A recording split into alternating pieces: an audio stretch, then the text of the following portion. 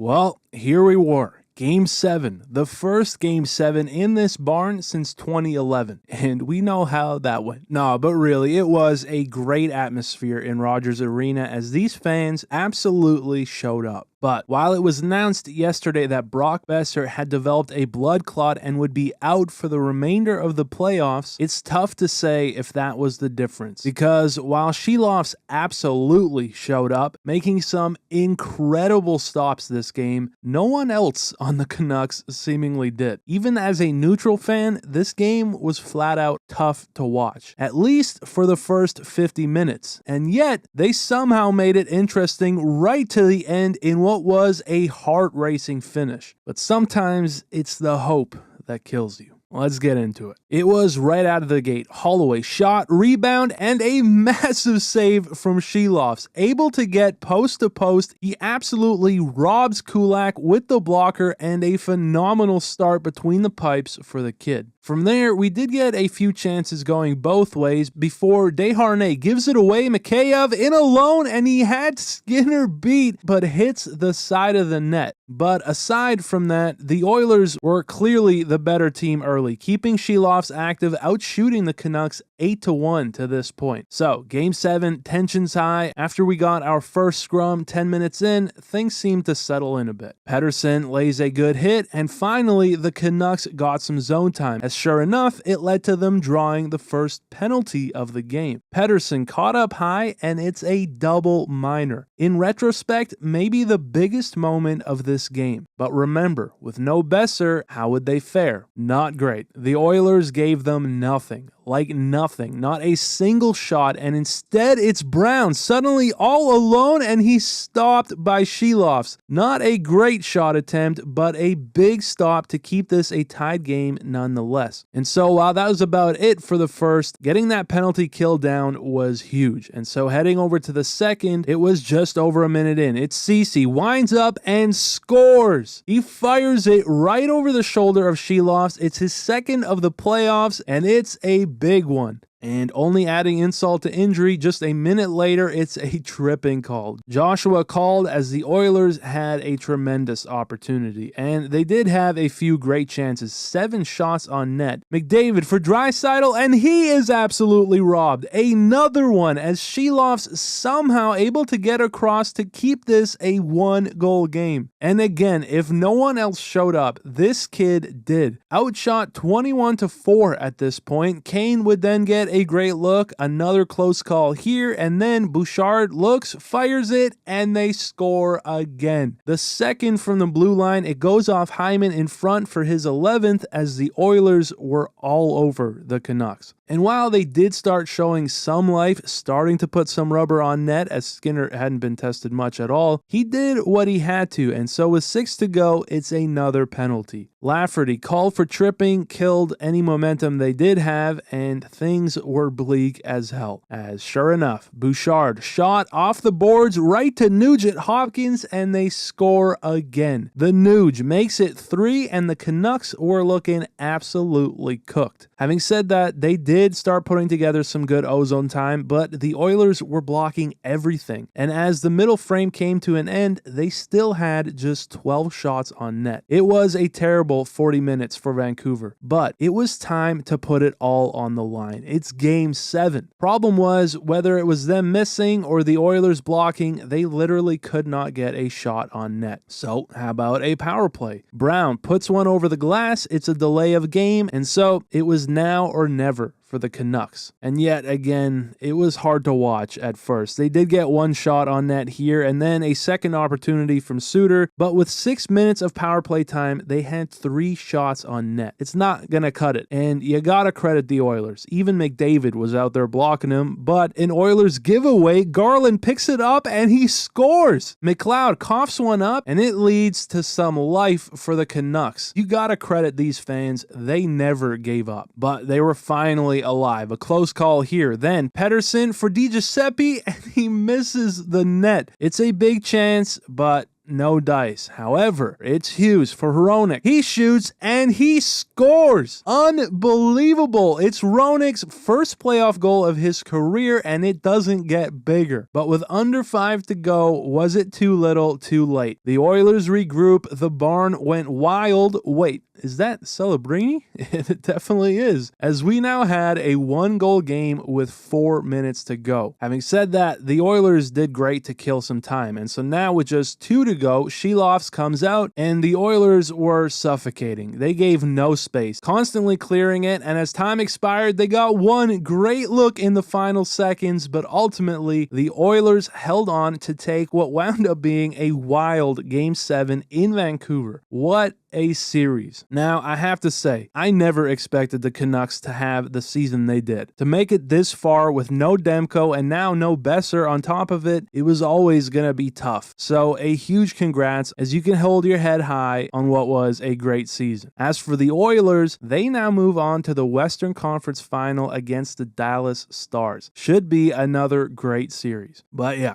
that's about it for this one. Thank you guys so much for watching. As always, I appreciate it very much, and I'll see you in the next one.